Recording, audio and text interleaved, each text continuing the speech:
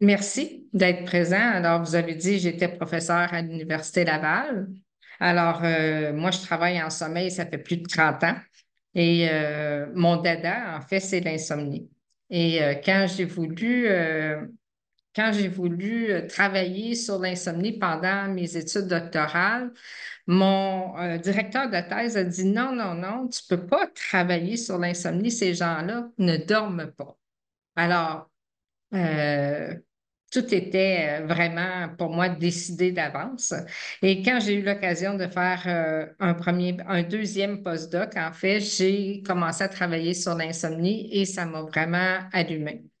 Puis plus récemment, ben, j'ai participé à plusieurs études sur la comorbidité entre l'insomnie et l'apnée. C'est ce qu'on appelle COMISA. Alors aujourd'hui, ce que je veux faire avec vous, c'est de regarder justement, on va parler d'insomnie et ensuite on parlera de COMISA. À chaque fois, ce que j'aimerais voir avec vous, c'est les traitements qu'on peut utiliser pour soit l'insomnie ou soit le commissat et aller voir les deux. J'assume, et Madame Bilodeau, vous pouvez me le confirmer, que les gens ici savent un peu ce que c'est l'apnée. Oui, oui. Oui, Alors, oui, oui, aujourd'hui, je vous confirme ça. OK, parfait. J'attendais cette confirmation-là. Alors, ce que je me propose de faire avec vous aujourd'hui, c'est de parler premièrement de quelques mythes sur le sommeil et ou l'insomnie. On parlera des critères diagnostiques de l'insomnie, parce que tout le monde semble savoir c'est quoi l'insomnie, mais finalement, parfois, on ne sait pas. Quand est-ce qu'on pose un diagnostic d'insomnie et comment on le fait?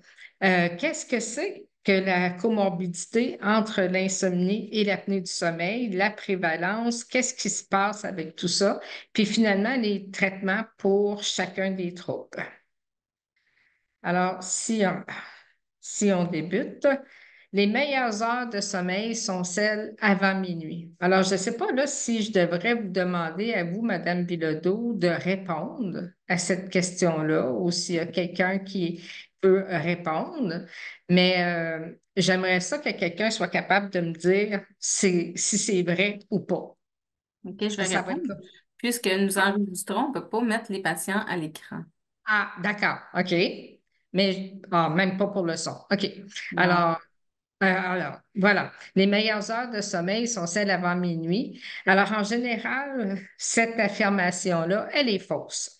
Moi, quand j'étais jeune, on me disait tout le temps, bon, ben, Céline, il faut peut-être te coucher parce que justement, les meilleures heures sont celles qui sont avant minuit. Mais ce qu'on se rend compte, c'est qu'il y a des gens qui sont des oiseaux de nuit, puis il y a des gens ben, qui sont plus des lève-tôt. Alors, à ce moment-là, c'est sûr que avec, il y a plein d'événements qui se passent dans notre corps avant le sommeil comme tel, par exemple la production de mélatonine qui nous aide justement à enclencher le sommeil. Et il y a la température de notre corps, il y a plein d'indices physiologiques qui nous parlent que c'est l'heure d'aller nous coucher. Mais en même temps, ça ne veut pas dire que c'est avant minuit. On peut bien se coucher à 2 heures du matin. Puis là, ben, je pense aux personnes justement qui étaient en télétravail pendant la COVID. Les heures de sommeil ont changé beaucoup. Alors, c'est possible qu'il y en a qui sont même découverts un besoin de se coucher plus tard et de se lever plus tard le matin aussi, d'organiser plus avec ce qu'on appelle le chronotype, donc notre type de sommeil. Un ronfleur est un bon dormeur. Je Alors pourrais, ici, oui, au lieu de répondre, on pourrait peut-être demander aux gens de répondre dans le chat. Je pourrais vous donner les réponses. ben oui, bonne idée. On pourrait faire ça. OK. Ouais. Alors, un ronfleur est un bon dormeur. Je ne sais pas s'il y a quelqu'un qui veut se lancer Ouais. dans le chat. Il y a quelqu'un qui dit non. Il y a quelqu'un qui dit oui. Il y en a qui On disent est... oui. Ah bon, il a dit oui, il a dit non. Ouais, il y a un peu Ben, des deux. bon, puis là, si je demandais aux gens, les hommes ronflent plus que les femmes. On attend. Oui, un peu. Vrai. Vrai. Non. C'est sûr. Quelqu'un qui dit c'est sûr. Je pense Alors, que oui, mais les femmes ronflent également, quelqu'un dit. oui, ah, ça, c'est la réponse la plus juste, je dirais, de ce que j'ai entendu. Parce qu'en effet, les femmes ronflent autant que les hommes. Mais on a souvent, parce que les hommes ont tendance, plus jeunes, peut-être à faire de l'apnée, bon, on a tendance à dire que les hommes ronflent plus que les femmes. Un ronfleur est un bon dormeur. Bien évidemment, le ronflement est associé souvent à l'apnée, comme vous le savez.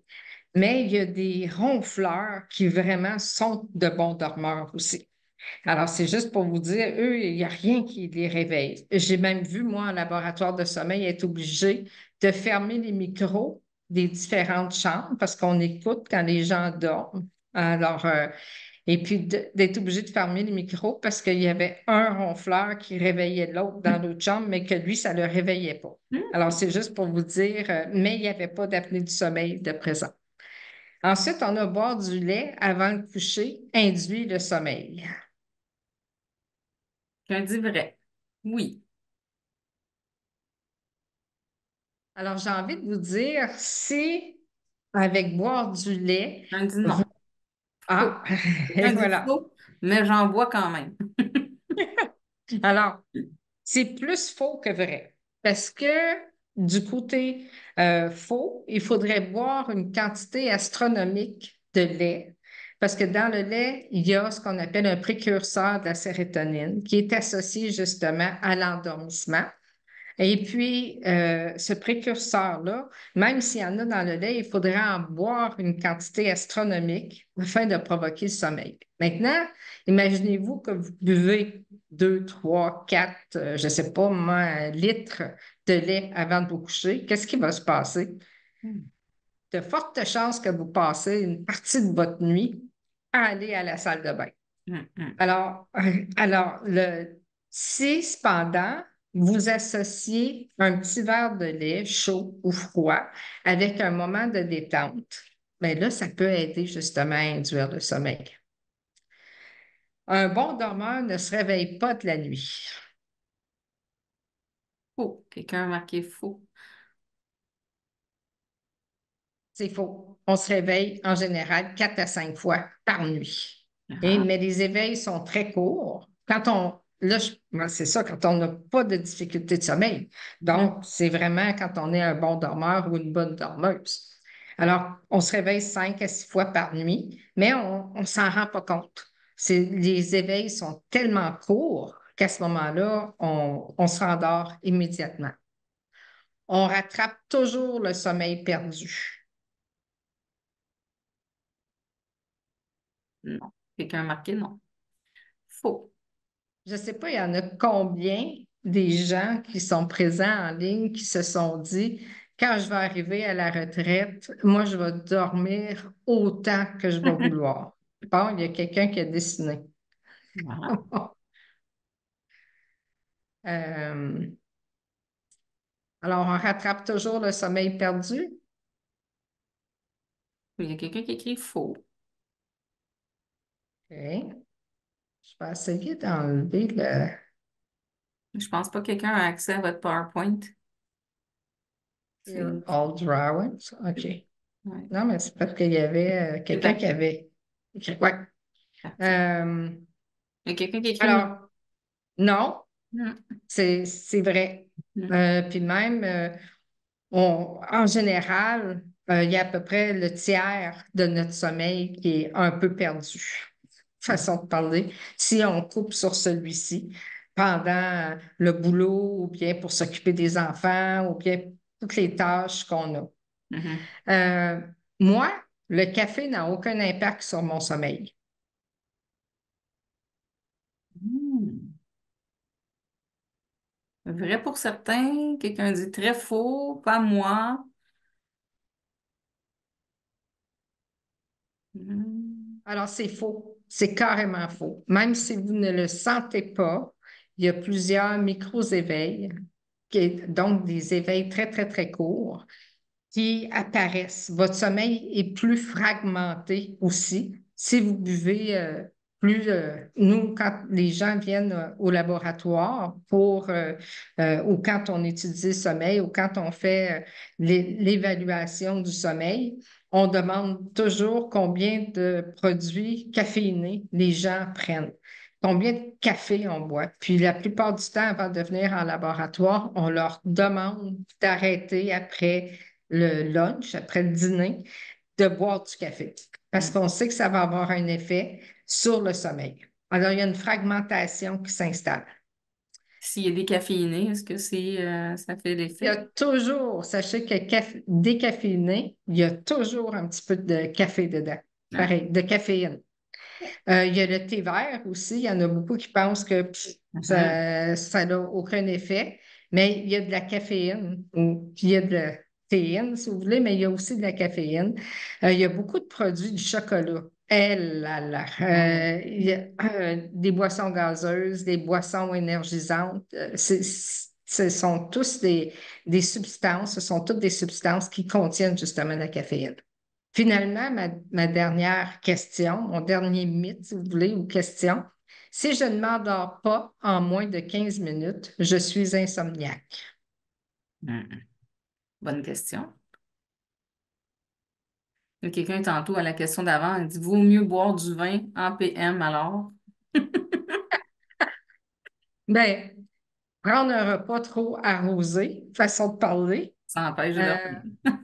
Ça ben, aussi. c'est que si on prend une bonne cuite, on va s'endormir rapidement, mais Mhm. notre sommeil sera écourté, puis en plus de ça, il sera fragmenté, surtout la deuxième partie de la nuit. Mhm.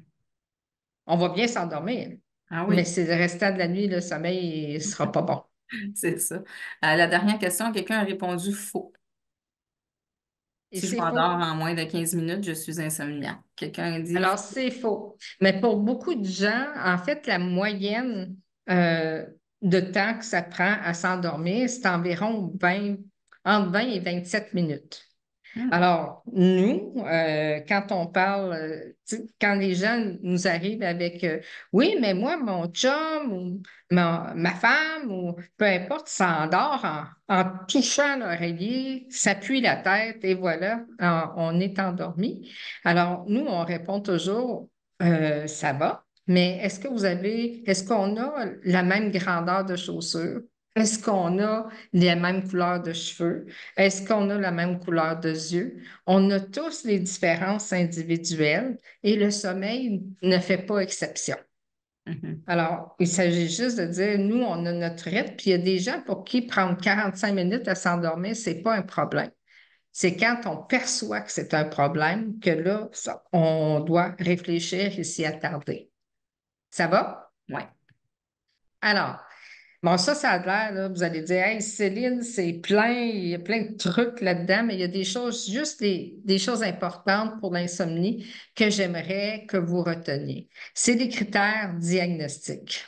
Et ces critères-là commencent par, on a soit de la difficulté à s'endormir, on a de la difficulté à rester endormi, ou on a de la difficulté à, on se réveille trop tôt le matin. Donc, on a de la difficulté, on se réveille tôt, puis on a de la difficulté à se rendormir. Ça, c'est les plaintes principales. Ensuite, les difficultés de sommeil comme telles, la personne perçoit que le lendemain, ça lui amène des difficultés de fonctionnement. Donc, c'est-à-dire qu'il y a une détresse qui s'installe par rapport aux difficultés de sommeil.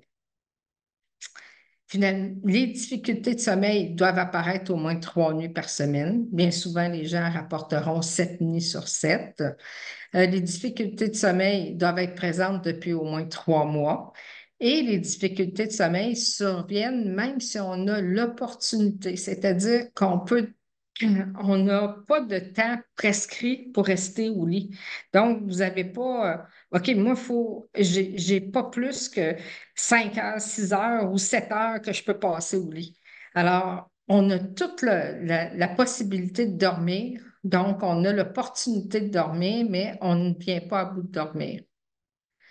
En fait, il faut regarder s'il y a une comorbidité ou pas, soit avec un trouble mental qui est non lié au sommeil, par exemple une dépression ou encore un trouble d'anxiété. Puis ça comprend aussi les troubles de l'usage de substances, avec une autre comorbidité médicale, donc ça pourrait être du diabète, ça pourrait être de l'hypertension, puis avec un autre trouble du sommeil. Donc ici, on peut parler d'apnée, justement. Il faut aller voir si ça, c'est présent aussi. Il faut le spécifier. Il faut aussi regarder si ça arrive tous les jours, si ça se produit de façon juste de temps en temps, ou encore si ça revient de façon régulière. Alors, ça, c'est des trucs. Il ne faut pas oublier que si ça fait moins de 3 mois, on va parler d'insomnie aussi, mais à ce moment-là, ça sera de l'insomnie de courte durée ou de l'insomnie aiguë qu'on mentionnera.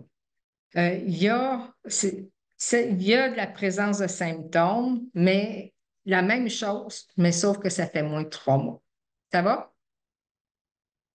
Si on regarde au niveau de la prévalence de l'insomnie, au complet, dans toutes les études qui ont été réalisées auprès des différents pays, les chercheurs dans les différents pays, puis de toutes les façons, parce que vous pouvez faire une recherche en appelant au téléphone, tu sais, les fameux sondages téléphoniques quand c'est l'heure du souper, là.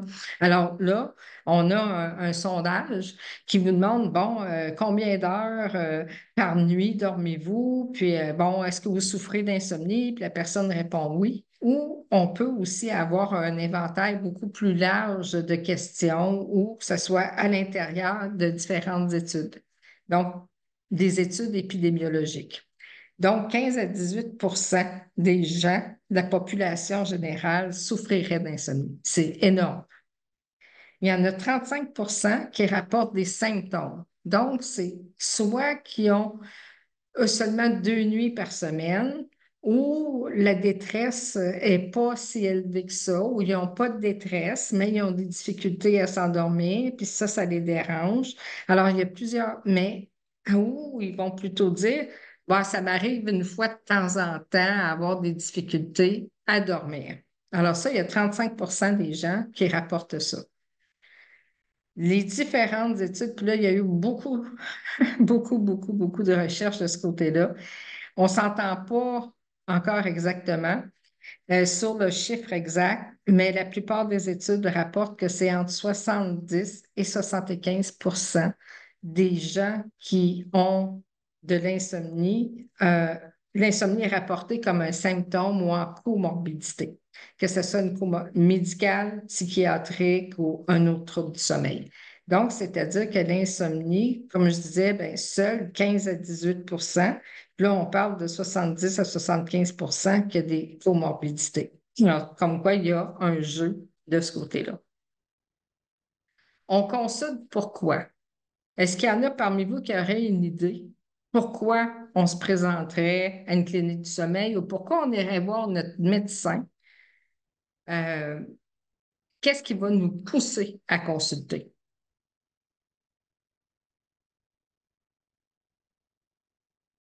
La raison principale que les personnes euh, se présentent chez leur médecin ou iront consulter pour des difficultés de sommeil, c'est pas parce qu'ils veulent dormir plus, mais c'est surtout parce qu'ils ont de la difficulté à fonctionner le jour. Ah, il y a Ces des gens gens-là, excusez, il y avait des gens qui ont marqué parce qu'on se réveille plusieurs fois la nuit ou qu'on ne dort pas assez. Il y a quelqu'un qui a marqué fatigue, manque d'énergie ou le ronflement à une autre personne. fatigue, manque d'énergie, manque de concentration, euh, manque d'attention. Pas que vous avez besoin de plus d'attention, mais plutôt que vous avez de la difficulté à vous concentrer et à être attentif à ce qui se passe autour de vous. Alors, c'est surtout à cause des conséquences diurnes que les gens se présenteront chez leur médecin ou iront consulter pour justement de l'insomnie. Alors, c'est la raison principale. Oui, on veut mieux dormir, mais on se dit que si on dort mieux, on va avoir moins de conséquences diurnes. Fait que c'est surtout ces conséquences diurnes-là qu'on veut diminuer. De là, ça devient important d'aller voir aussi quelles traitement on ira offrir. Quand généralement les gens se présentent pour une évaluation, là, vous voyez, là, il y a une entrevue, il y a des données complémentaires. Donc, en 15 minutes, check la carte. C'est rare qu'on est capable de donner comme ça un diagnostic d'insomnie, avec surtout quand on consulte au niveau médical. Mais on peut quand même avoir une bonne idée. Donc, on va faire premièrement avec l'entrevue, on fera une histoire. Cette histoire-là va nous parler, OK, qu'est-ce que ça ressemble à, ça fait combien de temps que vous souffrez d'insomnie? C'est quoi vos difficultés principales? Euh, Qu'est-ce que ça vous fait le jour?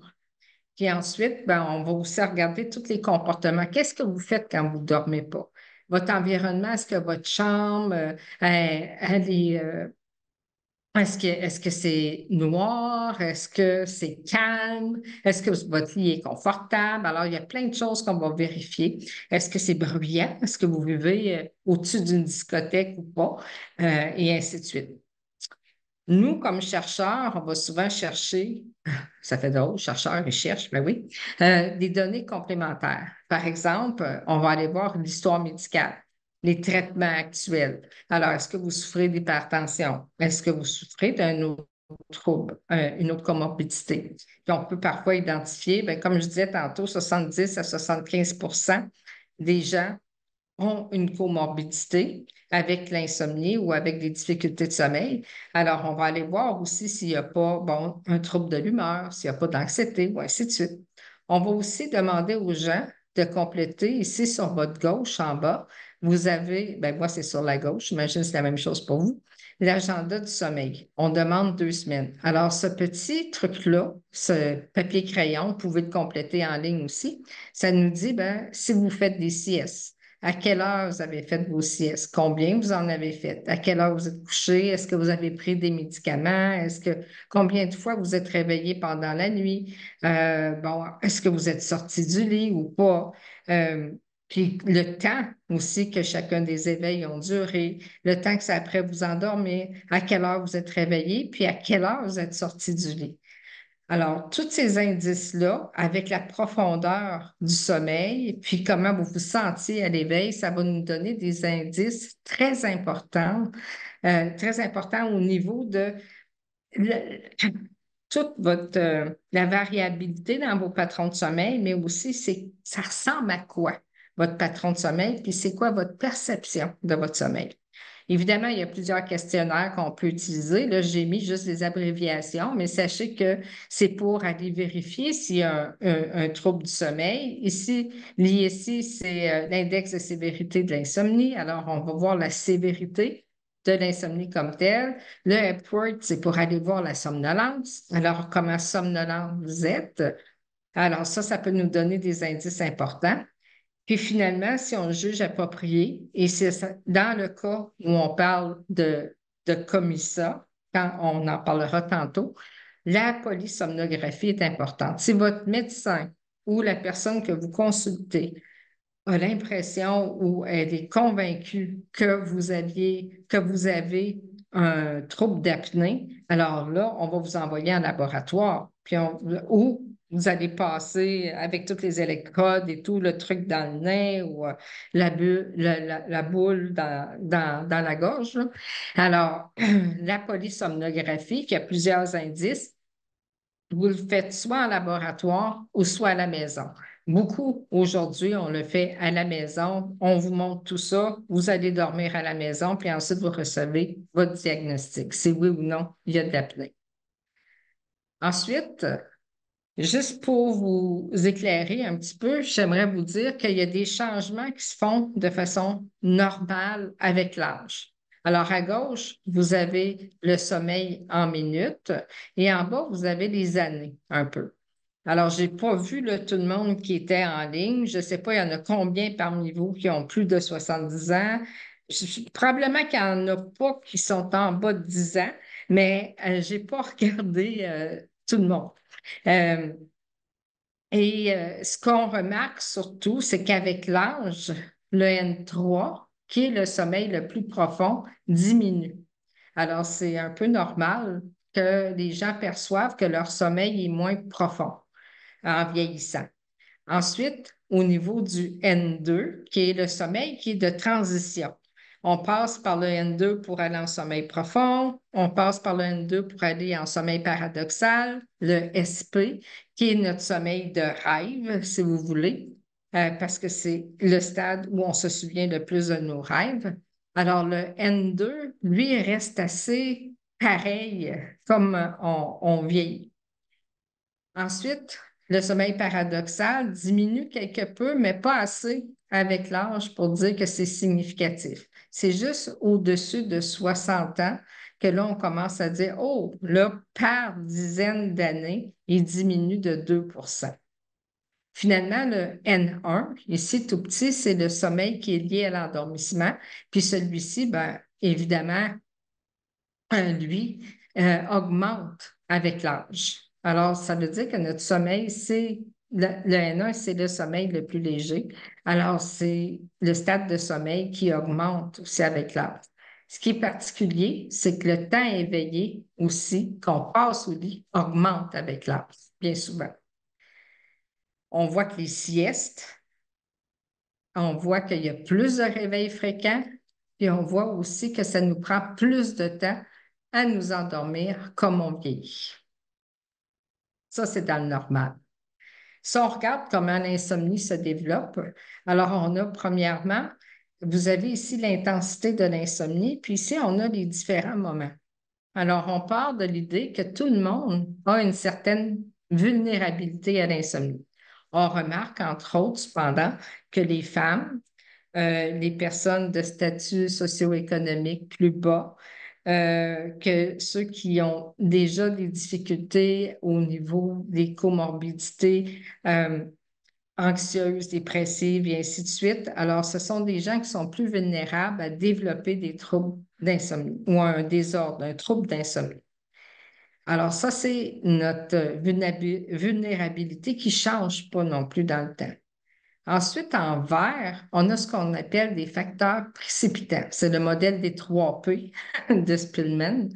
Alors, le prédisposant, précipitant et perpétuant. En vert, on a les facteurs précipitants. Alors là, à ce moment-là, vous avez un gros stress, généralement, qui arrive dans votre vie. Alors, ça peut être le décès d'un conjoint, d'une conjointe. Ça peut être la perte d'un emploi. Nommez-en, il peut y avoir toutes sortes de stress.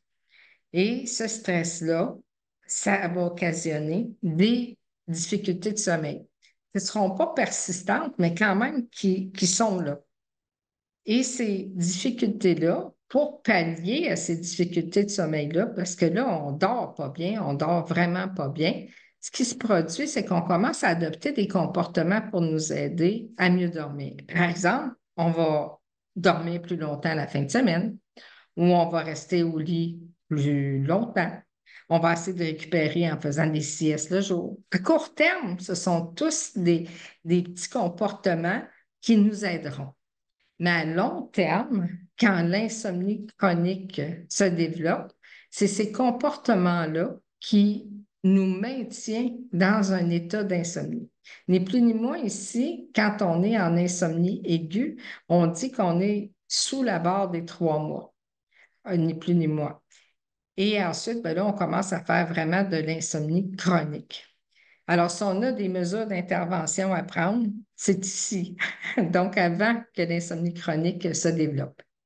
Alors, toutes ces petites habitudes-là, bien évidemment, ce sont celles-ci qui vont perpétuer les difficultés de sommeil. Ce qui était bon au début, ce qui nous aidait à transiger avec le stress, avec l'élément précipitant, qui là, lui, n'est plus présent ou du moins son effet devrait s'être retiré, on se rend compte que nos difficultés de sommeil persistent et on ne sait pas pourquoi. OK? Si on prend mon carré jaune ici, puis on va voir cette grosse image-là, c'est tout simplement pour vous dire que dans les facteurs perpétuants, on remarque qu'à ce moment-là, on devient activé facilement. Alors, on aura une activation émotionnelle, cognitive, physiologique. Tu sais, quand on dit que Le petit hamster, là, il n'arrête pas là, de tourner dans notre tête, là.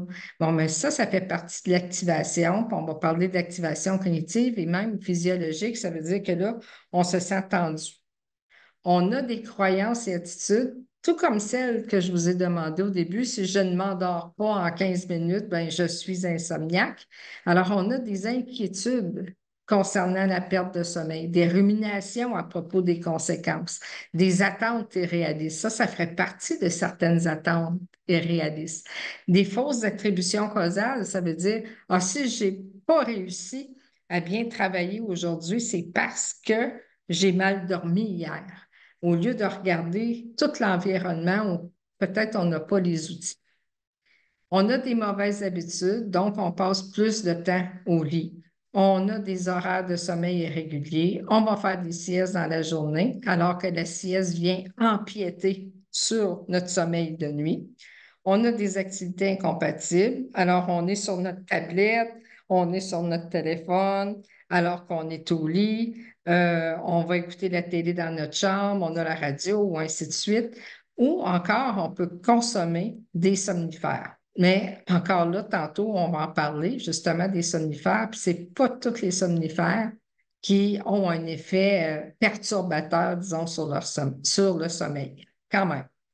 Tout ça, ça va ensemble, puis là, bon, on en arrive aux conséquences. On se sent fatigué quand on se lève le matin. Tu sais, quand ton chum te dit, coudonc, tu t'es-tu levé du pied gauche, toi, matin? Bon, ben, ça ressemble un petit peu à ça. Diminution de la performance, perturbation de l'humeur et il y a du malaise social. À chaque fois que vous voyez une flèche noire, c'est que les mauvaises habitudes causent de l'insomnie et l'insomnie cause les mauvaises habitudes. Même chose pour les croyances et attitudes. En ce qui a trait à l'activation et les conséquences, c'est un peu différent. L'insomnie amène des conséquences, alors que l'activation amène de l'insomnie. Mais le contraire n'est pas vrai. Ça va? Si on va voir les traitements pour l'insomnie, mais le premier traitement qui est celui qui est le plus utilisé encore aujourd'hui, malheureusement, c'est la pharmacothérapie. Donc, les médicaments pour dormir. Vous allez vous présenter la plupart du temps pour parler de vos difficultés de sommeil à votre médecin. Si vous souffrez d'apnée, c'est une chose. Si, par contre, c'est de l'insomnie, le médecin, sa première réaction, c'est de vous offrir un médicament généralement. Parce que lui, il a une perception d'aide, alors il va vous aider. Il va vous donner plusieurs conseils aussi, comme prenez un bain chaud, relaxez 1 heure avant de vous coucher, et ainsi de suite. Alors, il va vous donner plusieurs conseils pour favoriser le sommeil. Il y a des traitements qui ont regardé juste la relaxation, puis la relaxation, ça a un certain effet, mais généralement pas suffisant pour combattre au complet les difficultés de sommeil. Disons que ça peut faire pour un temps, mais on a besoin de beaucoup d'encadrement généralement pour apprendre à faire de la relaxation. Aujourd'hui, on parle beaucoup des traitements de troisième vague, par exemple la pleine conscience, être ici dans le moment présent. Alors, la pleine conscience, il y a des études qui démontrent justement que ça peut être utile, mais à long terme, on ne sait pas encore si ça va être un traitement qui sera à mettre de l'avant pour plus tard. Récemment, il y a d'autres personnes qui ont commencé à regarder le rêve lucide, c'est-à-dire être conscient qu'on est en train de rêver quand on rêve et prendre le contrôle de notre rêve, comme si le fait de savoir qu'on peut rêver, ben à ce moment-là, ça indique qu'on est en train de dormir. Et si on peut avoir du contrôle sur notre rêve, alors à ce moment-là, on pourrait avoir un certain contrôle sur notre sommeil. Alors ça, c'est justement, il y a plusieurs personnes qui regardent ça en ce moment. Mais le traitement qui est recommandé par toutes les lignes directrices qui existent, qu'elles soient européennes, américaines, canadiennes, on n'en a pas encore, mais ça sent bien.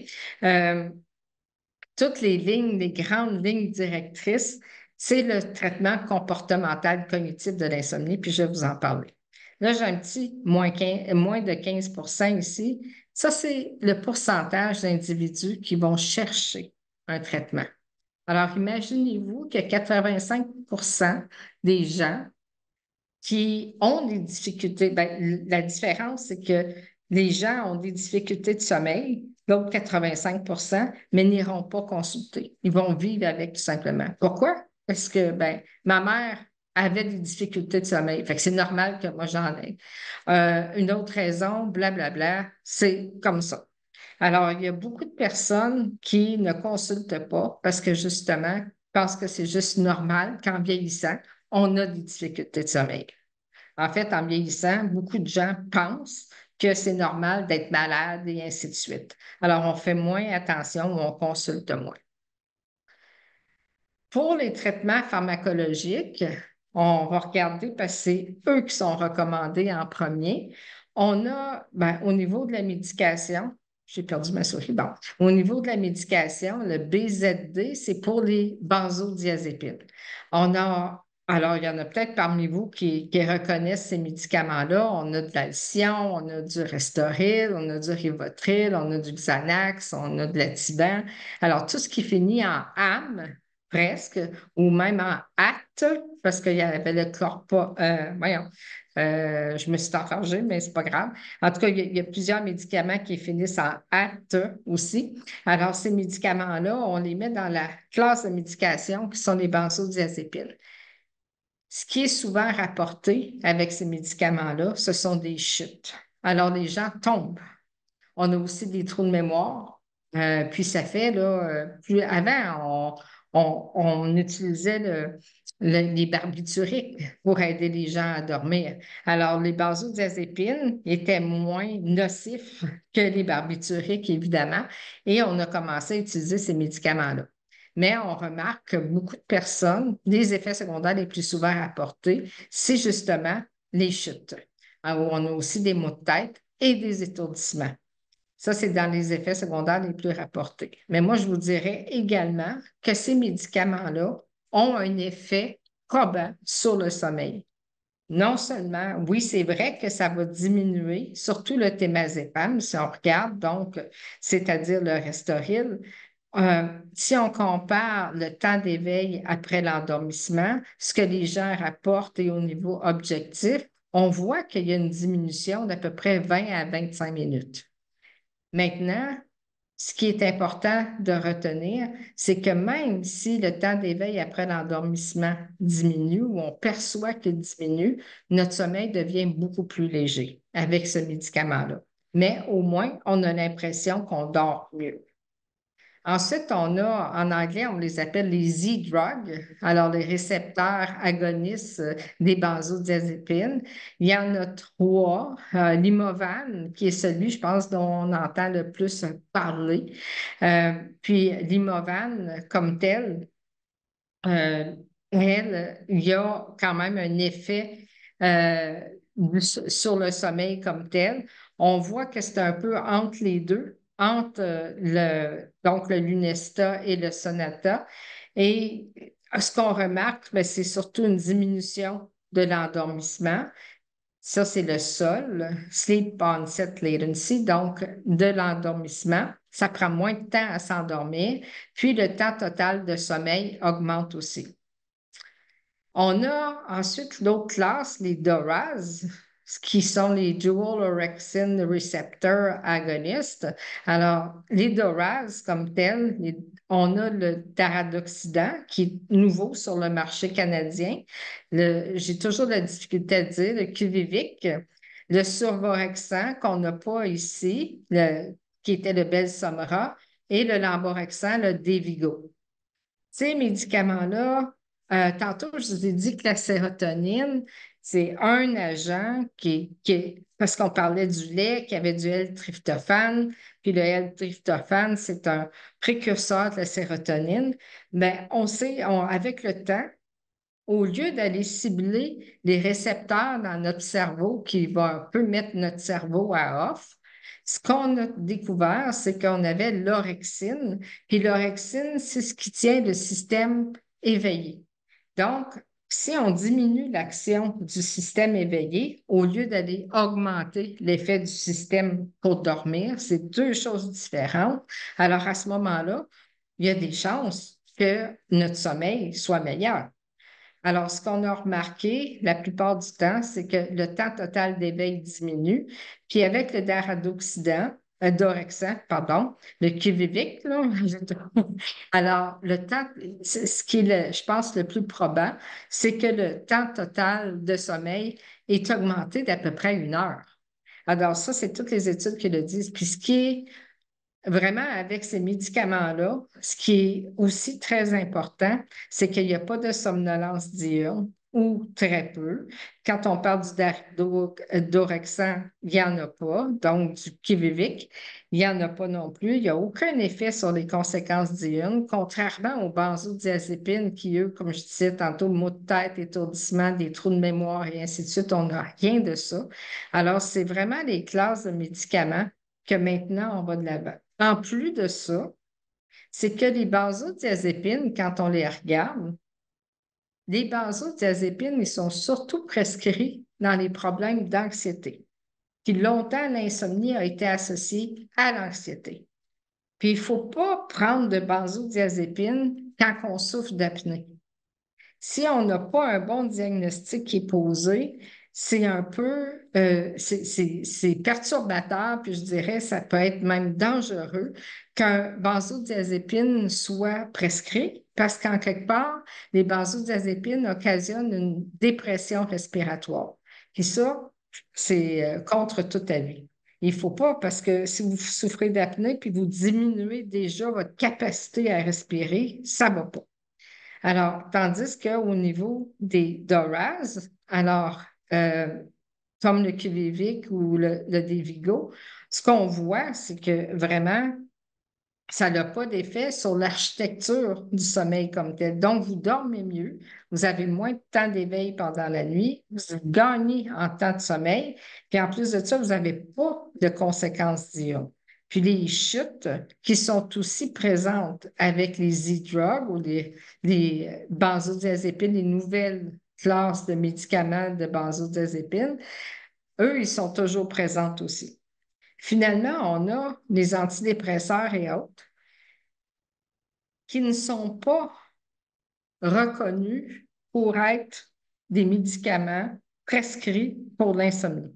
C'est-à-dire qu'ici, dans tous les médicaments que vous avez ici, il n'y a que des DORAs comme tels qui sont essentiellement des médicaments qui sont reconnus, qui ont été entérinés par la communauté médicale pour être prescrits pour l'insomnie. Les autres, c'est pour de l'anxiété, c'est pour des troubles de personnalité, c'est pour des, la dépression ou ainsi de suite.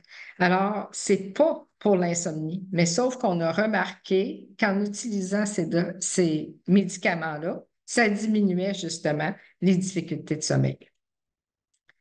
Alors, pour le traitement comportemental cognitif de l'insomnie, qui est le traitement le plus reconnu pour l'insomnie, ça a plusieurs aspects, donc il y a plusieurs procédures. Ça peut être juste une de ces procédures-là ou ça peut toutes les combiner. La première, c'est le contrôle par le stimulus qui, lui, s'occupera de réassocier la chambre à coucher, l'endroit où on dort, ni plus ni moins, avec le sommeil. Ce qu'on essaie de faire à ce moment-là, c'est que notre chambre, ça devient l'endroit où on ne fait que dormir et évidemment se donner des câlins ou, bon, vous comprenez, je n'irai pas plus loin. Alors, la chambre à coucher, c'est limité à ça seulement. Ensuite, on a la restriction du sommeil. Cette restriction du sommeil-là, ça sert à consolider le sommeil. Alors, si vous vous présentez, puis vous me dites, ah ben là, moi, je dors 5h30, c'est tout par nuit, puis j'aimerais ça en dormir au moins 6h30. Si je pouvais en dormir plus, ça serait merveilleux. Puis là, ben, en regardant l'agenda du sommeil, comme je vous ai parlé tantôt, on se rend compte qu'il y a beaucoup d'irrégularités dans les profils des nuits. Alors, une journée, on va se lever à 7 heures, le lendemain, on va se lever à 9 heures. Puis, bon, alors, ce qu'on va faire, c'est qu'on va établir une fenêtre de sommeil. Cette fenêtre de sommeil-là, Si vous me dites que vous dormez 5h30, je vais vous dire, OK, est-ce que vous voulez vous coucher à minuit, vous levez à 5h30, ou vous voulez vous coucher à 11h, vous levez à 4h30? Alors, on met une fenêtre de sommeil. Dans cette fenêtre de sommeil-là, en même temps, vu qu'on fait pour réassocier le lit à dormir, quand on est éveillé dans notre lit depuis plus de 20 minutes, puis là, ce n'est pas une question de regarder le cadran ou notre montre ou ainsi de suite. Quand on est réveillé plus de 20 minutes, on sort du lit. On va faire autre chose. On fait une activité calme, puis c'est tout. Alors, on retourne au lit seulement quand on se sent somnolent. Alors, on établit une fenêtre de sommeil, puis à chaque fois que le sommeil commence à être mieux, de semaine en semaine, à ce moment-là, ben là, on augmente la fenêtre de sommeil. Alors, on ne va jamais en deçà de 5 heures, mais quand même, on essaie de maintenir ça le plus possible à l'heure ou au nombre d'heures que vous vous rapportez dormir. Finalement, on a le traitement cognitif, la partie cognitive du traitement comportemental cognitif, les deux autres procédures auparavant, euh, c'est ce qu'on appelle le comportemental. Au niveau cognitif, on va aller voir toutes vos croyances et attitudes, un peu comme si je m'endors pas en 15 minutes. J'en reviens à cet exemple-là, mais c'est que c'est tellement là. Si, par exemple, je vous dis, j'ai mis un éléphant ici, tu sais, si je vous dis, pensez pas à un éléphant, qu'est-ce qui va se passer? Hein? Pensez-y pas, là. Je veux pas que vous pensiez à un éléphant. Ben, vous allez avoir l'éléphant toujours qui va vous revenir en tête. Alors, c'est un peu ça au niveau cognitif. La bonne nouvelle, c'est que même si on a toutes des croyances, des attitudes qui sont déconnectées, si on veut, de la réalité, qui sont erronées, qui nous font croire que là, parce qu'on ne dort pas, telle ou telle chose va arriver, ou je vais mourir parce que je ne dors pas, ou peu importe. Alors, quand on va regarder ça, on va confronter un peu ces croyances-là. On va regarder avec les gens, bon, OK, vous me dites telle chose. Est-ce que ça serait possible que? Et est-ce que ça ne serait pas plus adéquat de penser comme ça? On n'est pas là pour vous dire il faut penser comme ça, mais on est là plutôt pour vous aider à défaire des croyances. Puis en défaisant ces croyances-là, ça va diminuer la pression que vous allez mettre sur le sommeil. Pour l'intention paradoxale, c'est aussi une technique cognitive qui est moins efficace, qui est efficace surtout pour ceux qui ont des difficultés à s'endormir, mais c'est d'aller au lit puis de se convaincre que ce soir, je veux pas dormir. OK, je veux pas dormir, je veux pas dormir, je veux pas dormir, je veux pas dormir. Puis à force de se répéter ça, ben, on tombe endormi. Parce qu'on change, comment on pourrait dire en bon québécois, on shift. Tu sais, on met un chiffre là-dedans, là, puis on ne pense plus à dormir, on met l'accent sur autre chose. Puis là, vous allez me dire, ben oui, mais si je ne dors pas, puis en plus de ça, on diminue mon temps au lit, puis là, hey, ça n'a pas de bon sens, je ne m'en sortirai pas. La beauté de la chose, c'est qu'en mettant une fenêtre de sommeil, au lieu de vous inquiéter à ne pas dormir le soir, là, vous allez combattre le fait que là, vous ne pouvez pas aller vous coucher avant une certaine heure. Puis si on suit toutes ces prescriptions-là, vous allez voir, ça va bien aller. Je ne vous dis pas que les 2 premières semaines, ça ne sera pas rock and roll. Je ne vous dis pas que les 2 premières semaines, ça ne sera pas difficile. Ça va l'être. Puis ça va l'être tout le long du traitement. C'est pas facile. Un médicament, on le prend, c'est réglé. Sauf que la plupart des médicaments, quand on les prend, surtout les benzodiazépines, c'est en deçà de 4 semaines. On n'est pas censé les prendre plus d'un mois. Enfin, grossièrement parlant, c'est ça. Alors, on n'est pas censé. Sinon, notre corps s'habitue. Puis là, on est obligé d'augmenter la dose. Il y a une dépendance qui s'installe et ainsi de suite. Tandis qu'avec ces prescriptions-là, on va changer nos habitudes de sommeil pour de bon et notre façon de penser pour de bon. Puis à ce moment-là, ben, on, dans le temps, c'est ce qui va être le plus prometteur. C'est ce qui va maintenir aussi que si jamais on fait face à une nuit d'insomnie, 1 an ou 2 ans après avoir eu le traitement, on va avoir des outils pour revenir. Je ne vous dis pas que de prendre une médication, ce n'est pas bon. On va voir ça bientôt. L'hygiène du sommeil, puis les saines pratiques de sommeil, c'est clair que si vous buvez 20 cafés, même si vous appliquez toutes les autres prescriptions ou toutes les autres procédures qu'on vous suggère, ça ne l'aidera pas. Donc, un seul, c'est juste de ne pas avoir une hygiène du sommeil ou des pratiques saines de sommeil, ça peut bousiller complètement un traitement. Là, je vous ai parlé, oui, il y a des études, mais on fait quoi quand on est en clinique? Comment on va regarder ça? On peut optimiser les traitements avec les limites de notre monde réel. Est-ce que la pharmacothérapie est pour tout le monde? Non. Il y a des gens pour qui la pharmacothérapie, mais on parle encore beaucoup des benzodiazépines. À ce moment-là, non, parce qu'il y a des gens qui sont hypersensibles. Quand on regarde aussi, plus on vieillit, plus notre corps a plus de difficultés à assimiler la médication ou à l'éliminer. Alors, une demi-vie d'un médicament qui est généralement 12 heures, ben, ça peut en prendre 15. Ou ça veut dire 50% de la dose du médicament n'est pas encore éliminée quand vous allez prendre votre autre pilule. Alors, ce n'est pas pour tout le monde, surtout pour les aînés. Surtout pas pour les aînés, excusez. Est-ce que en pratique clinique, la pharmacothérapie, ça se fait comment? Il faut regarder quelle est la comorbidité qui est présente. Est-ce que le client est prêt à prendre un médicament aussi? Est-ce que cette personne-là qui est présente, est-ce qu'elle veut prendre un médicament? Est-ce qu'elle est prête à vivre avec les conséquences du médicament?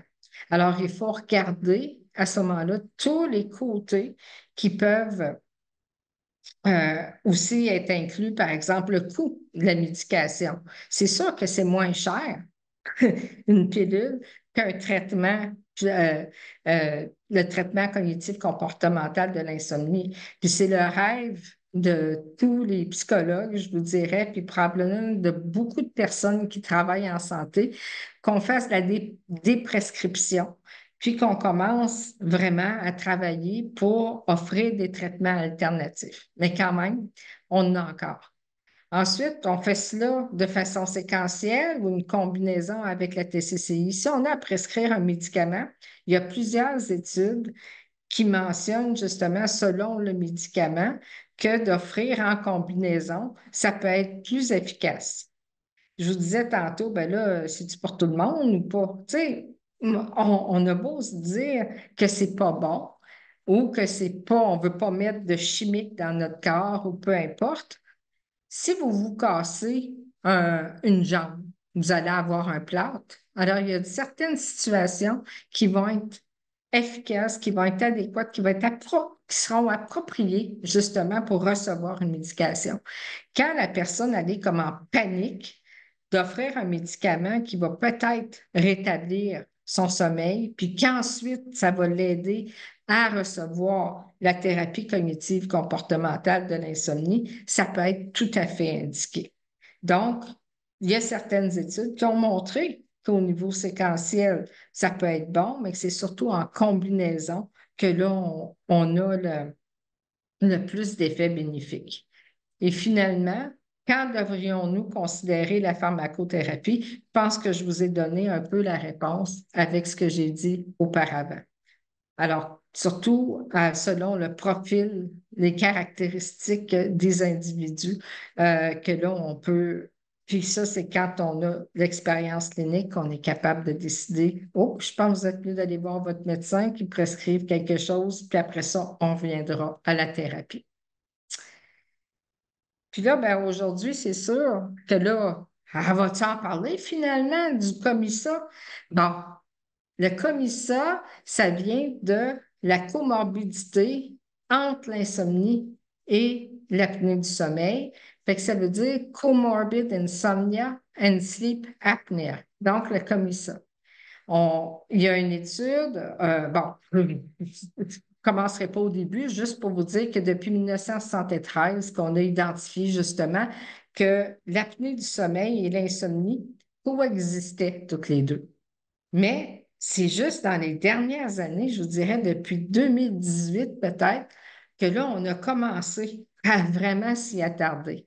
Pourquoi? Parce qu'on se rendait compte que les gens qui souffraient d'apnée, qui recevaient un CPAP, qui avaient la pression d'air positive, bon, tous les traitements pour l'apnée, surtout l'apnée obstructive, bien là, on se rendait compte que ces gens-là, ben, soit qu'ils ne persistaient pas à utiliser leur CPAP, c'est bon, à part les trucs techniques, que là, le masque, il se déplace et ainsi de suite, mais il y a quelque chose, il y avait encore des difficultés de sommeil. Puis là, on ne savait pas qu'est-ce qui se passait, alors on a commencé à vérifier ça. Puis les résultats de ces études-là ont montré que justement, il y a près de 40 à 60 des individus qui souffrent d'apnée obstructive du sommeil souffrent aussi d'insomnie. Alors, c'est énorme le nombre de personnes qui reçoivent un diagnostic d'apnée, mais à qui on ne regarde pas non plus si ces gens-là souffrent d'insomnie. Parce qu'on se dit, OK, c'est de l'apnée du sommeil.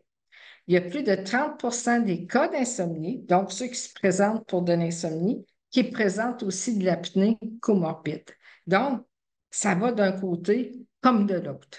C'est sûr que c'est surtout au niveau de l'apnée obstructive, quand il y a un diagnostic d'apnée, il faut vraiment s'attarder à l'insomnie. Puis ça, j'espère que les pneumologues, dans le futur, ils vont regarder ça. Il faut qu'on s'y attarde. Parce que si on dit qu'il y a plus de 50 des gens qui souffrent des deux troubles, mais qu'on en traite juste un, ben peut-être qu'on passe à côté. Puis c'est une des raisons pourquoi les gens peut-être ne réussissent pas ou ne persistent pas à utiliser leur appareil de CPAP. J'étais à un congrès aussi dernièrement parce qu'on parle beaucoup d'apnée obstructive du sommeil, puis c'est sûrement l'apnée que vous entendez le plus souvent parler. Mais on a aussi l'apnée centrale. Puis où on peut souffrir d'apnée centrale puis d'apnée obstructive. Alors là, on voit aussi, puis il y a des résultats qui ont été présentés avec l'apnée centrale et justement l'insomnie. Puis c'est aussi important. L'apnée centrale, c'est sûr que ça touche 2 comparativement à près de 18-20 des gens qui souffrent d'apnée. Alors quand même, on ne peut pas le mettre de côté. C'est quand même assez important. Là vient l'importance de l'évaluation. Quand on s'assoit avec un client, un patient, une personne qui rapporte des difficultés de sommeil, il faut faire une bonne évaluation. Puis oui, si on a la polysomnographie, ça va nous être très utile. Mais il faut aussi s'attarder à la perception du sommeil après l'utilisation de le CPAP. Je vais l'appeler CPAP parce que je pense que tout le monde sait ce que c'est que le CPAP. Dans les études en 2018-2019, puis là, vous allez me dire, ben oui, mais c'est en anglais, ben oui, mais c'est tiré d'un article comme tel. On voit ici qu'on a différentes études, 2018, 2019, 2019. Hong et collaborateurs ont poussé plus loin. Sweetman, puis ce sont des gens, c'est pas des Canadiens, mais Sweetman, entre autres, est australien. Alors, eux, ils ont essayé en utilisant la thérapie cognitive comportementale de l'insomnie. En anglais, c'est BTI, qui est le Cognitive Behavioral Therapy for Insomnia, qui ont offert généralement entre 4 et 5 ou 6 sessions, puis où il y en a même qui avaient offert un livre. Puis la plupart de ces études-là, ils ont toutes des données pour le CPAP, soit 6 mois ou 3 mois. Euh, puis il y en a qui n'ont pas fait de suivi. Tandis que, où ils n'ont aucun groupe contrôle, donc on les comparait à personne. Euh, la plupart des études ont rapporté qu'il y avait une diminution au niveau de la sévérité des difficultés de sommeil. Alors, ça variait beaucoup, puis il y en a même certaines études qui ont démontré que en offrant un traitement de TCCI, ben, donc de thérapie cognitive comportementale, on augmentait l'adhérence justement à utiliser le CPAP parce qu'on venait de justement cibler qu'il y avait des difficultés de sommeil qui étaient de l'insomnie, qui était un désordre d'insomnie. Alors, comme quoi c'est important, puis malheureusement, c'est encore sous-diagnostiqué. Plus récemment, on voit que Sweetman, justement, eux, avec 145 participants, une thérapie comportementale cognitive qui ont comparé à absolument rien, c'est que la thérapie cognitive comportementale consolide les périodes de sommeil. Donc, les périodes de sommeil sont moins fragmentées. Ensuite, la thérapie cognitive comportementale de l'insomnie est efficace pour diminuer la sévérité de l'apnée. C'est rapporté par plus de 15% des gens. Donc, comme quoi c'est important de se pencher sur la problématique. Puis, comme quoi il y a beaucoup de gens aussi qui en bénéficient. Ensuite, on a Jason Hong, qui, lui, a fait l'étude avec 121 participants. Encore une fois, ils ont offert, mais eux, ils avaient trois groupes, si on veut. Ils ont comparé soit un traitement cognitif comportemental en même temps que les personnes utilisaient leur CPAP ou la thérapie comportementale cognitive après le CPAP ou juste le CPAP. Donc, pas de thérapie comportementale cognitive. Puis là, ils voulaient voir chez les gens qui souffraient des deux.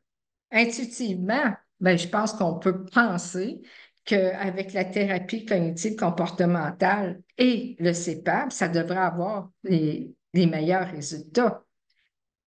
La TCCI, en même temps ou après l'utilisation du CPAP, diminue l'insomnie.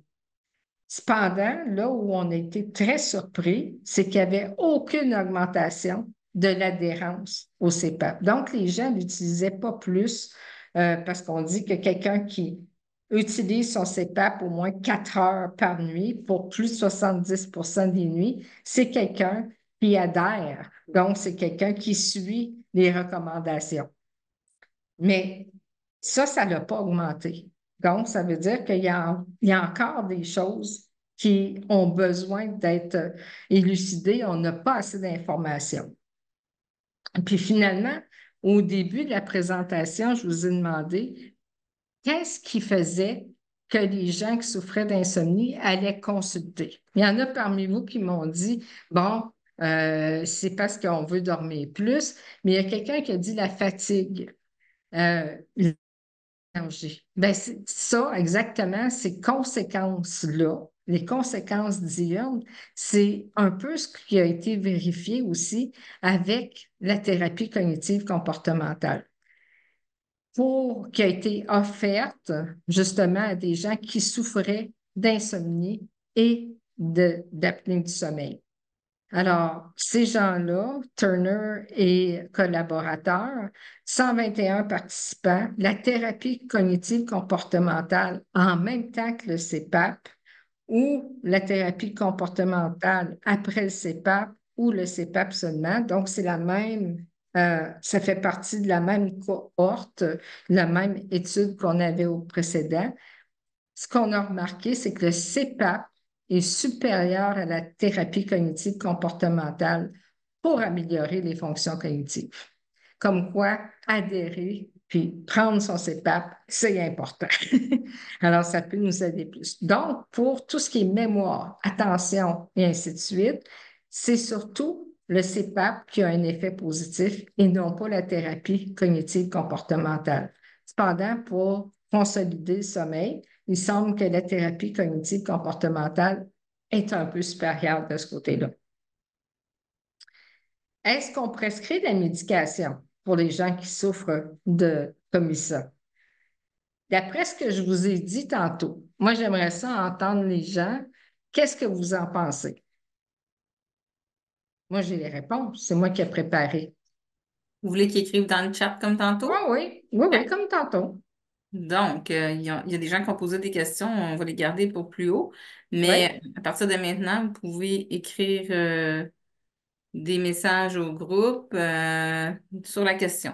Alors, allez-y, gênez-vous pas. Donc, répétez donc la question juste des fois. Est-ce que c'est indiqué, d'après vous, d'utiliser une médication pour le commissar? Donc, pour les gens qui souffrent d'apnée et de, d'insomnie. Il y a quelqu'un qui dit, je pense que les DORAS peuvent être efficaces sans conséquences nocives. Quelqu'un d'autre dit, dans certains cas, c'est nécessaire. Quelqu'un d'autre dit non pour les BZD. Ah ben là, ça va bien. Quelqu'un dit Danger, médication danger. aide quand inconfort physiologique. Mhm. Quelqu'un d'autre dit les DORAS, sinon pas de BD, pas de BD, pas de BZDS, excusez-moi. Non. Peut-être les DORAS, quelqu'un d'autre a dit. Bon, ben, je pense que vous avez bien compris, vous avez bien suivi, puis ça me conforte un peu. Alors, les benzodiazépines, jamais, Mhm.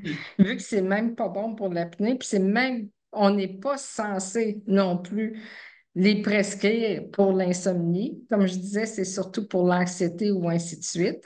Je ne vous dis pas que, tu sais, ça pourrait pas être utile, mais c'est vraiment en dernier ressort.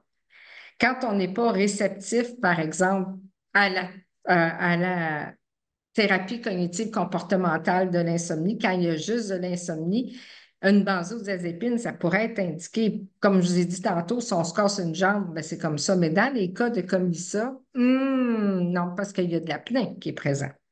Ensuite, pour les récepteurs agonistes de benzodiazépine, les new drugs, les new Z drugs, les Z drugs, il faut être très prudent parce qu'encore, il y a des chutes. Alors, comme je le disais, c'est des médicaments qui sont sur le marché puis qui ne sont pas recommandés, mais que les médecins prescrivent quand même. C'est sûr que pour les antidépresseurs et les autres, on oublie ça. C'est pas indiqué, puis c'est même pas supposé être prescrit pour, en tout cas, l'insomnie. Alors, pourquoi ça l'aiderait pour l'apnée aussi? Ah, on ne sait pas. Puis pour les DORAs, mais ça serait probablement la classe de médicaments qui serait le plus indiqué, qui serait le plus approprié pour justement nous aider à mieux dormir si on souffre d'insomnie et d'apnée. Si on a les deux troubles qui coexistent ensemble, donc qui sont comorbides. Mais ça ne veut pas dire qu'il faut prendre un médicament. On doit essayer de trouver quelqu'un qui peut nous offrir un traitement comportemental cognitif de l'insomnie avant de prendre un médicament. Mais dans tous les médicaments énoncés ici, ce sont les DORAS qui sont les plus sécuritaires pour les gens qui souffrent de comorbidité, insomnie et apnée du sommeil. Alors moi, ça va terminer ma discussion aujourd'hui, ma présentation. L'insomnie est très prévalente dans notre société, on l'a vu. Elle est comorbide à beaucoup de désordres, puis elle est très présente aussi avec apnée, mais sous-diagnostiquée. Puis ça, on espère qu'avec le temps, les pneumologues vont faire yeah, yeah, yeah. Il faut absolument, c'est pas juste l'apnée, il y a autre chose qui se passe. Et au bout de 3 mois, ben, la personne, elle n'a pas répondu comme il faut ou elle a laissé de côté son CPAP ou elle se plaint encore de difficultés de sommeil. Il faut aller voir ce qui se passe. Puis finalement, la TCCI seule est efficace avec l'insomnie seule et avec aussi les gens qui souffrent d'apnée du sommeil. Donc, quand il y a un trouble comorbide de comme ça.